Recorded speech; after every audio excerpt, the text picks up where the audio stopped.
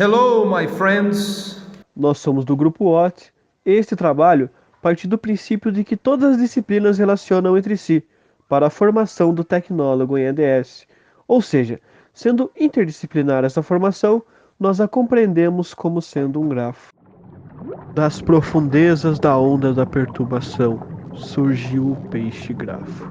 Ô, conta aí, o que é peixe Ô, grafo? vocês estão ficando Fala aí, louco? mano. Fala Peixe aí, grafo, sério, fala aí, peixe conta aí, grafo, sério, por favor. Calma aí, Zé Pressinha, a gente vai chegar lá. Mas antes precisamos saber e entender o que são grafos, então vamos para a explicação.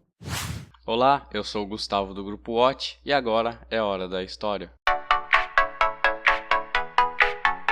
A teoria de grafos foi primeiramente concebida em 1735 por Leonhard Euler, que por curiosidade era um matemático que tinha publicado mais de 800 trabalhos, e por via do destino acabou aceitando a proposta de resolver o problema das 7 pontes de Königsberg. E o problema a ser resolvido era que as pessoas queriam saber como passar pelas 7 pontes que haviam na cidade apenas uma única vez por cada ponte. Após muitas tentativas, Euler viu que não havia solução, e então ele começou a desenhar as 4 partes da cidade que estavam conectadas às pontes, assim criando as vértices, e depois ele as ligou com as pontes, assim criando as arestas, e como resultado, criando o primeiro mapa de grafo a ser citado na história, e que graças a esse feito, temos como nome de um dos tipos de grafo, o grafo euleriano. Agora que você já sabe as raízes do grafo, irei dar uma breve explicação. Um grafo é definido pelo par de conjuntos, vértice, e o conjunto de arcos ou arestas, onde o conjunto de vértice é um conjunto não vazio e o conjunto de arestas é um conjunto de pares ordenados. Um exemplo de grafo, vamos se dizer que você quer chegar à casa de um amigo da sua casa. Sendo assim, a sua casa e a casa do seu amigo são vértices e as ruas onde você irá passar são as arestas. Assim, criando um mapa de grafo da vértice A para vértice B. Mas grafos não é uma coisa antiga e ultrapassada. Você pode até não conhecer ou não ouvir falar, mas ele está presente em quase tudo. Na tecnologia, por exemplo, a sua teia de amigos do Facebook usa grafos. O Waze que você usa para chegar em um local em uma cidade grande ou quando você vai viajar, o Google Maps que te dá todas as rotas até o seu destino.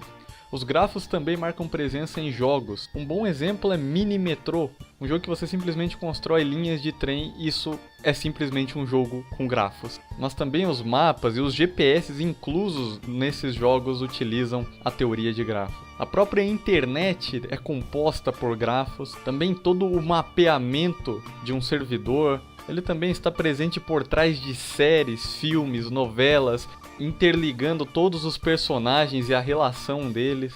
Os grafos estão literalmente em todos os lugares, inclusive em você. Em mim? Sim, você mesmo. A própria estrutura do seu corpo pode ser um grafo e as coisas que você faz, a sua rotina, pode se transformar em um grafo. E obviamente, essa teoria está no fundo do oceano, dando vida ao peixe grafo.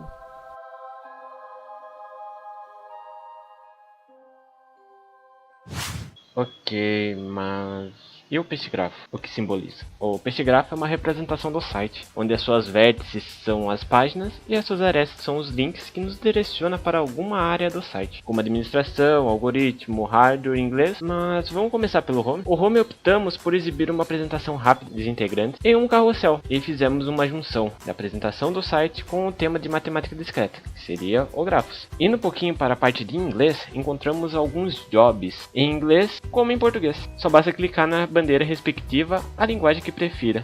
Clicando na parte de administração, nós temos todos os princípios da administração. Todos? Não. Quarto.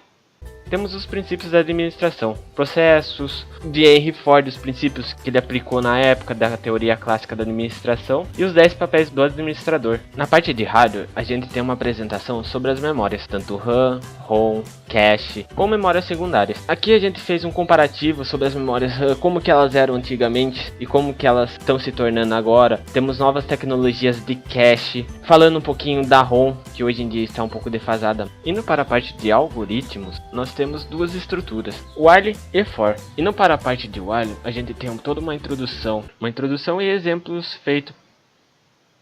Não, para. Começa de novo. Vai. 1, 2, 3.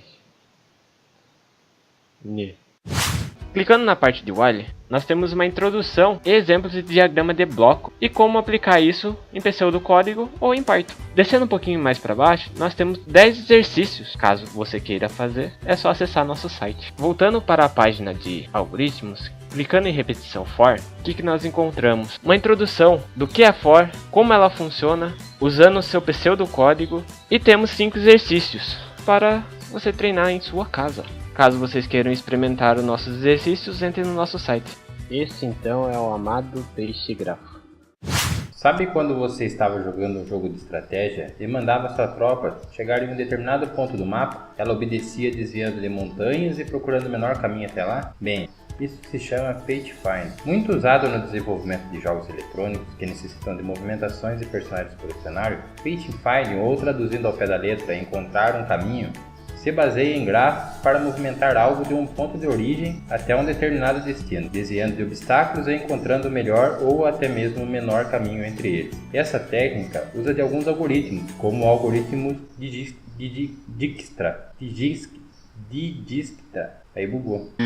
Essa técnica usa de alguns algoritmos, como o algoritmo de Dijkstra, que começa com um vértice de início e um conjunto aberto de vértices que podem ser escolhidas. Cada etapa, a vértice no conjunto aberto com a menor distância do início é examinada. A vértice é marcado como fechado e todos os adjacentes a ela são adicionados ao conjunto aberto se eles ainda não forem examinados. Esse processo se repete até encontrar um caminho para o destino. Outro algoritmo muito usado em jogos é o A*, que é uma variante do Dijkstra. Ele atribui um peso a cada variável aberta igual ao peso da borda dessa vértice mais a distância aproximada entre ela e o final. Essa distância é encontrada pela heurística e representa uma distância mínima possível. Isso permite que ela elimine caminhos mais longos uma vez que um caminho inicial seja encontrado. Por fim, esses algoritmos são muito importantes, pois um erro, por mínimo que sejam, podem ocorrer diversos bugs em jogos, como o personagem ficar correndo sem destino ou em direção à parede, por exemplo, que não são perdoados pelos jogadores.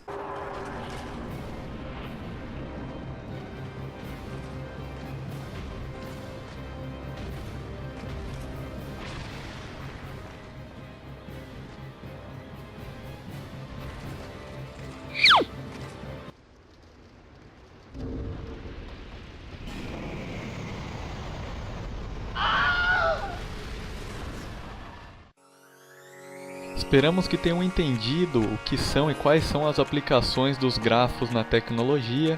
Isso é tudo e até o próximo semestre.